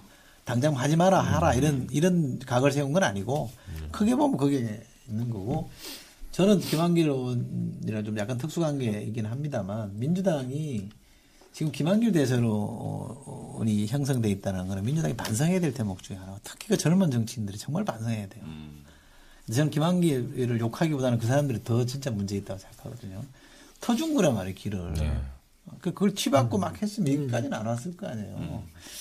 그런 점이 좀 굉장히 아쉬워서 민주당에 대해서 상당히 저는 많이 접은 편이에요. 어떻게 마음속으로.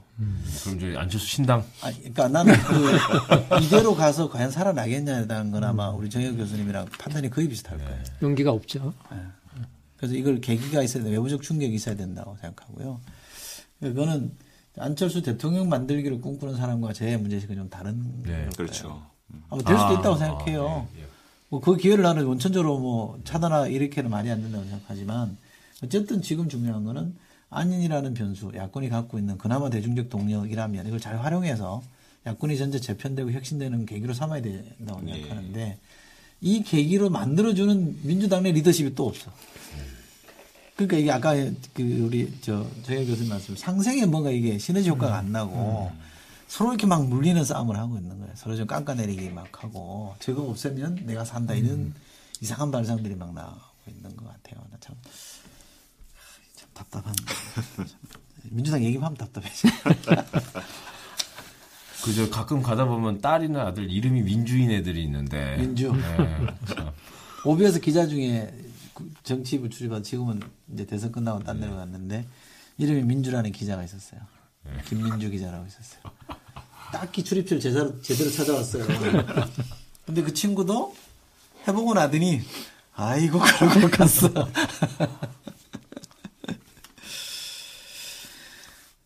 그러니까 유권자 입장에서는 뭐 그렇게 되면 뭐 미국식으로 잭슨 민주당의 전성 시대 몇십 년 또 뭐 공화당 시대 몇 전성기 뭐 그렇게 보내자. 근데 한국은 또 새누리당도 개판이니까 참 하긴 그렇고요. 혁신이 얘기도 좀 해봤고 우리 정혁 교수님이 쓴 책이 2011년 5월에 하필은 5월 16일 날 출간된 걸로 돼 있는데 날짜를 맞춘 거예요? 저는 그것도 지금까지 모르고 있었는데. 여기 써있는 거 보니까 전두환과 80년대 민주운동이라는 책이 있는데요. 이게 이제 당시 5.16 쿠데타 40주년에 처음 해가지고 80년대 한국 민주운동의 전개 과정을 이렇게 쓰신 책인데 2011년 5월 16일 날 출간돼 있다고 되는데. 그렇습니까? 전 새롭게 알았습니다. 40주년을 기념해서 이 책 아마 맞춰서 날짜를 맞춰서 내는 아마 출판사에 그랬을 수도 있어요. 네. 근데 부제가 서울의 봄에서 군사정권의 종말까지 이렇게 돼 있는데요. 그때를 집중적으로 공부해 보셨으면 지금 시대가 좀 익숙하시겠어요. 네, 한 달이나 이게 데자뷰 이런 거 아닌가요? 그러니까 이런 생각이 들어요. 그러니까 이제 시대가 이제 이렇게 흐르면 변하지 않습니까?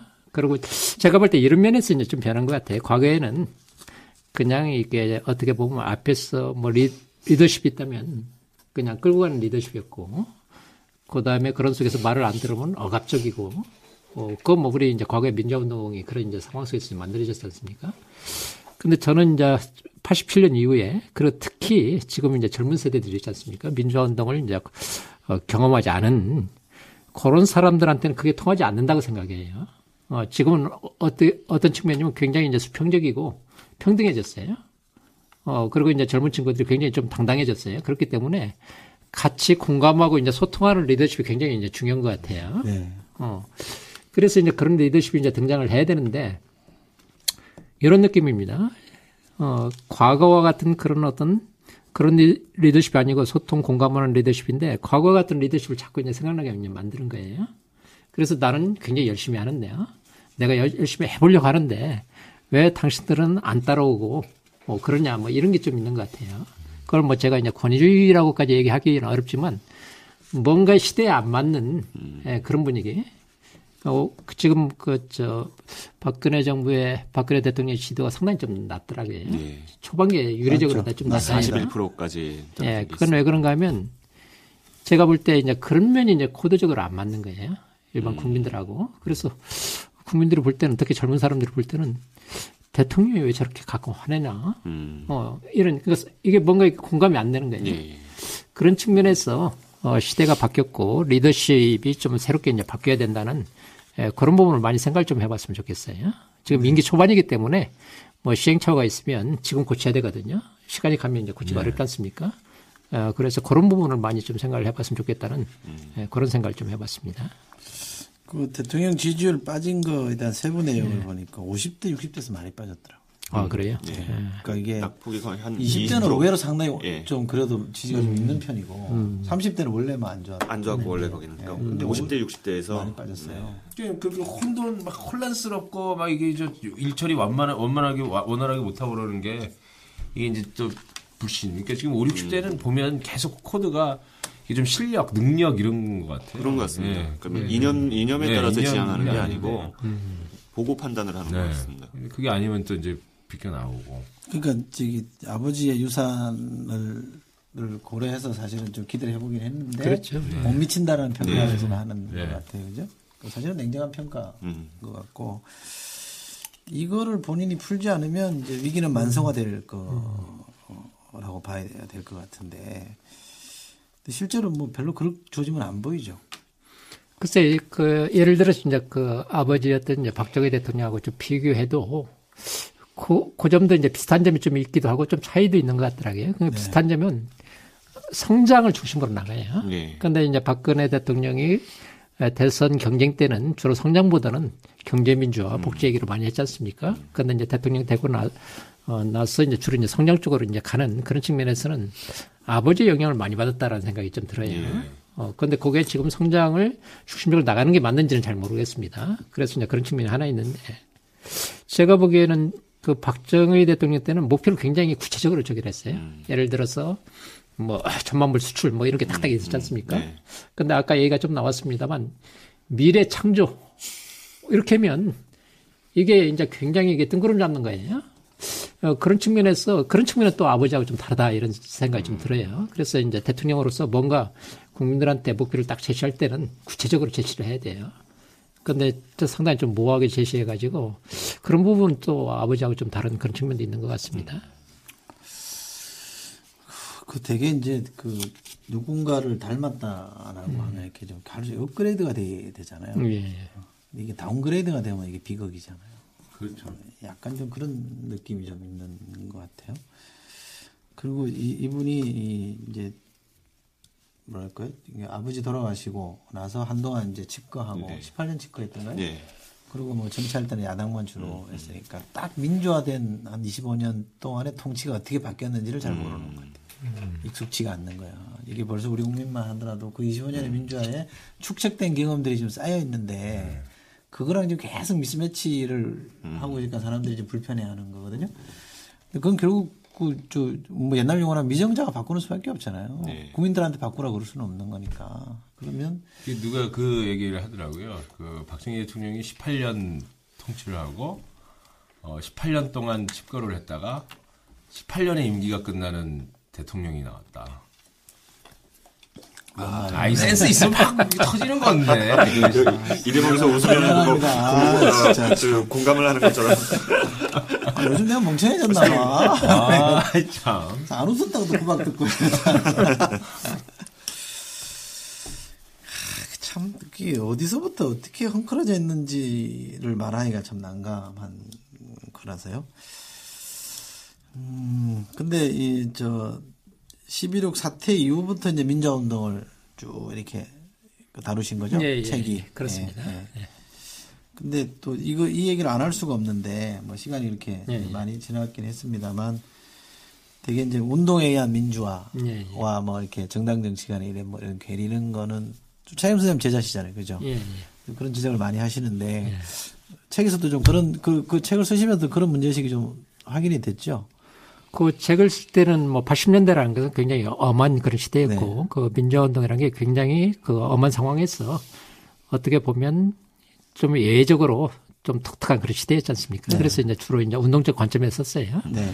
그런데 이제 책 쓸 땐 그랬는데 제가 최근에 와서 이제 고민하는 것은 정당적 관점이에요. 네네. 왜 그러냐면 그 당시는 운동이 가장 필요했던 시기인데 지금의 시기는 운동으로 이제 되지가 않지 않습니까? 정당으로 이제 문제를 풀어야 되는데 정당이 전부 이제 헝클어져 있는 그런 상황이에요. 그런데 그런 점에서 우리가 이제 뭐 박근혜 대통령 얘기를 많이 하고 그랬는데 우리 쪽도 좀 반성해야 될 게 많은 게 아닌가 이런 생각이 들어요. 왜 그러냐면 이제 운동하는데 가장 중요한 게 뭐냐면 도덕적 우월성 같은 거지 않습니까? 그래서 우리는 굉장히 도덕적 우월성이 높고 정치를 좀 무시하고 좀 그런 게 좀 있어요. 그 다음에 구체적으로 현실 정치, 정당 같은데 자기가 직접 관여 안 하면서도 그냥 비판만 하는 그런 어떤 진보주의자가 너무 많아요. 그런데 그렇게 해서 결과적으로 자기 카타르시스는 되겠지만 한국 정당 정치에서 뭐가 발전될 수 있느냐 이런 측면에서 문제가 많은 거예요. 그래서 저는 오히려 이제 그 한국의 진보주의자 이런 사람들이 정당에 대해서 깊이 생각하고 애정을 갖고 저도 아직 정당 가입은 안 했습니다만 좋아하는 정당이 있으면 좀 가입을 하고 그래서 정당 안으로부터 이렇게 바꿔내는 그런데 정당에 가입 안 하고 정당하고 거리를 두면 항상 비판만 해요. 네. 그런데 그렇게 해서는 정당이 발전할 수 없고 지금 정당이 상당히 위기이기 때문에 한국 민주주의는 정당 어깨에 달려있는 것 같습니다. 그래서 이제 그런 점들을 좀 생각하면 좀 80년대하고 좀 이제 다른 측면이 있는 것 같습니다. 이게 정당이 좀 그런 역할을 해주려면 좋은 정당으로 빨리 바뀌어야 되는데 참 이게 잘 안 바뀌고 그러니까 좀 또 젊은 세대 이쪽 성향의 진보 성향의 젊은 세대는 정당에 대한 아직 그 뭐랄까요 애정이라 그럴까 이게 안 생겨나고 있는 그렇죠. 근데 반대로 보수 쪽 젊은 사람들은 또 그런 게 생기고 있다고 해요. 정당이라는 게 필요하고 정당이라는 게 중요하다는 문제식이 생겨나고 있는 반면에 이쪽은 반정당 그 심리 상태가 여전히 작동하고 있고 이렇게 되면 상당히 앞으로도 힘든 상황이잖아요. 제가 이제 대학교 면접 때 학교에 있으니까 이제 우리 학생들 입학 시험 때 면접을 하지 않습니까? 그래서 이제 정당 문제를 물어봤어요. 그랬더니 한 70 내지 80%가 정당 없어도 좋은 사람만 나타나면 민주주의 잘 될 수 있다. 이제 그렇게 대답을 하더라고요. 그러니까 이제 중고등학교 때 정당의 중요성을 제대로 못 배운 거예요. 그래가지고 이 답답하더라고요. 근데 그럼에도 불구하고 저희들이 젊은 사람들의 생각을 조금 우리가 생각해 볼 필요가 있어요. 왜 그러냐면 입시 공부 때문에 뭐 제대로 공부를 안 한 거, 이게 정당의 중요성을 모르는 거지 않습니까? 근데 그럼에도 불구하고 이번 선거에서 보면 뭐 젊은 사람들 포함해서 투표율이 굉장히 올랐잖아요. 정치적 관심이 생긴 거예요. 네. 그래서 이제 정치적 관심이 생긴 그들을 정당 정치가 중요한 그쪽으로 끌어들이기 위해서는 우리가 어떤 역할을 했나. 그런 점에서 좀 반성이 되더라고요. 제가 학교에 있으니까 선생으로서 이 학생들한테 제대로 이렇게 뭐 그런 걸 했나. 선배로서 이제 그런 역할을 했나. 그래서 정당에 대해서 잘 모른다고 무시하지 말고 우리가 잘 얘기할 필요는 좀 있겠더라고요. 그렇죠. 또 정당의 효용이라는 게 좀 확인되고 이러면 이제 그게 좀 늘어날 텐데 효용을 확인을 못 시켜주니까 그런 것도 있고 또 어떻게 보면 이 담론 시장에서 이 정치나 정당의 중요성을 강조하는 분들이 계속 밀렸잖아요. 그렇죠. 정당을 욕하면 인기가 올라가죠. 그렇죠. 그렇죠. 그리고 배지 달려면 바깥에 있다가 들어와야지 이게 빨리 되는 거예요. 그래. 안에서 크면 정당 욕하다가 정당으로 들어가야 안에서 배지를 달죠. 그렇죠. 그러니까 그게 그렇게 나타난 거잖아요. 또 근데 그 사람들이 그렇게 들어와서 정당 안에 틀을 잡으면 정당의 효용을 또 인정해 주느냐면 또 그렇지도 않아요. 그러니까 계속 이게 악순환이 되는 것 같아요. 결국 이제 공천 과정에서부터 뭔가 좀 풀려야 되고 또 공천 과정이 제대로 가려면 리더십이 또 새로 써야 되고 참 재밌는 게 뭐 이제 물론 그 선진 정당도 정당이 좀 약해지기 시작한 거는 뭐 이제 TV나 이런 막 그 대중문화가 만들어지고 이러면서였는데 그 전에만 해도 이 서민들이 사실 놀 수 있는 곳이 바로 이제 그 정당의 그런 여러 그 부속 기관이었던 거죠. 뭐 독일 사민당은 우표 수집 그 동호회를 만들면은 굉장히 선호를 해주고 그랬거든요. 그러면 친구들을 많이 데려와서 당 가입을 많이 시켰어요. 왜냐면 독일엔 우표 수집이 유행했기 때문에. 심지어 영국 보수당은 맞선도 주선해주고 했습니다. 사격 클럽. 좋다. 그게 그 옛날에 교회가 했던 거잖아요. 그게 대체하는 보수는 좀 교회 같은 게 했고 이제 이 야당 노동당이나 이런 거는 이제 서민 대상으로 이렇게 이제 그런 걸 해줬고. 그러니까 어쨌든 그런 밀착 삶의 영역으로 들어가지 않으면 그런 걸 불가능하다. 청년들이 뭘 할 수 있는 놀이터를 만들어 줘야죠. 영국 노동당은 옛날에 그 저펍 네, 파업이 또 이제 집에서 네, 그게 유대감이 만들어지고 거기에서 그랬잖아요. 토론도 하고 정보도 없고 이런 거였는데. 자, 많은 얘기를 했는데요. 오늘 우리 정혜일 교수님 나오셔서 좋은 말씀 많이 해주셨는데 끝으로 뭐 젊은이에게 우리 팟캐스트는 젊은 친구들이 많이 들어요. 한 말씀 해주시죠. 예. 그 저희들이 이제 하여튼 정치가 잘 안 돼서 제가 미안스럽습니다. 정치학자로서. 예, 정치학자로서 굉장히 좀 미안스럽습니다. 근데 또 저희들이 정치가 잘 안 된다 그러니까 우리 젊은 사람들이 실망할지도 모르겠어요. 근데 거시적으로 보면 유럽에서는 이게 뭐 200~300년 동안에 쭉 과정을 거쳐서 이제 해온 거지 않습니까? 근데 한국에서는 사실 87년 이후에 제대로 이제 정당주의가 시작이 된 거예요. 그러니까 지금 26년 됐지 않습니까? 그래서 저희들이 정치에 대해서 너무 비판적으로 얘기한다고 해서 너무 실망하지 마시고 짧은 역사에도 이만큼 또 반대로 발전했다고 볼 수도 있는 겁니다. 그런 측면에서 우리 젊은 분들이 좀 용기를 갖고 좀 정치를 관심을 가져줬으면 하는 그런 말씀을 드리고 싶습니다. 네, 고맙고요. 또 김박도 정당론이라는 인문사 하나 썼잖아요. 네, 예. 정당에 대해서는 할 말이 많아요. 됐습니다. 이 판도 나오고 꽤 그 스터디셀러로 저도 샀어요. 그렇습니까? 네. 제가 읽어봤는데 아주 잘 썼더라고요. 네. 악타 악비타든가요? 뭐죠? 예, 악타 비타. 그 시리즈 그거요. 한 말씀 짧게. 정당론자라서. 예, 뭐 정당이 하여간 뭐 좀 재밌는 정당 만드는 거 좀 시간도 천천히 가지면서 아예 그런 관점에서 보면 젊은 사람들이랑 이렇게 이제 새롭게 시작 같이 하는 게 지금 기성의 뭐 정치 세력이나 이런 부분들에 대해서 그걸 자꾸 바꾸려고 하는 동시에 그냥 또 새롭게 젊은이들과 시작하는 정당 그 움직임도 필요한 게 아닌가 생각이 듭니다. 정당을 출입처로 삼고 있는 우리. 아니 뭐 저는 2010년 이후에 정당 정치 위기들이 계속 이제 제기가 됐던 거고 저는 이제부터는 좀 반등할 수 있는 때가 되지 않았나 그리고 좀 길게 보고 그리고 앞으로 뭐 선거도 몇 차례 선거가 있겠습니다만 그런 걸 통해서 좋은 정당으로 새누리당이나 뭐 민주당이 거듭나길 바랍니다. 저도 한 말씀 드리겠습니다. 길게 보란다 그래서 일반 유권자분들은 길게 보시는 건 좋은데요. 정치인들은 좀 길게 안 봤으면 좋겠어요. 좀 짧게 보시고 빨리 좀 숙제를 해냈으면 좋겠다는 정말 그 간절한 바람을 저는 갖고 있습니다. 오늘 교수님 고맙고요. 김박 수고하셨고. 예, 고맙습니다. 고생하셨어요. 감사합니다. 오늘 여기까지 하겠습니다. 감사합니다.